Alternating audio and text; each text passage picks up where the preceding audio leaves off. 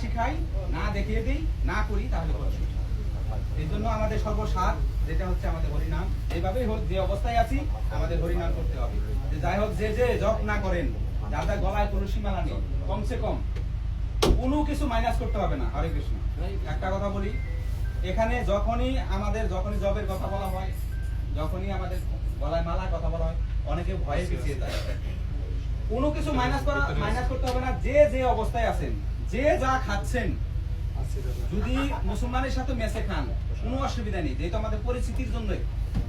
কিন্তু আমার কথা হচ্ছে, এটা অনুরোধ হচ্ছে যে যে যাই যে অবস্থায় আছেন, আমাদের হরির নাম জপ করতে হবে। হরির নাম জপ করতেই হবে, আর কণ্ঠিতে মালা ধারণ করতে হবে। আর এতে কোনো বিধি নিষেধ নাই।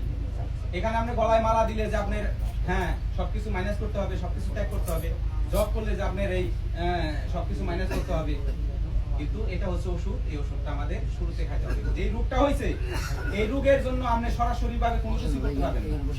আপনি যদি বলেন যে আমি সরাসরি সবকিছু মাইনাস করে আপনাদের মতো সাধু হয়ে যাবো, সম্ভব হবে না।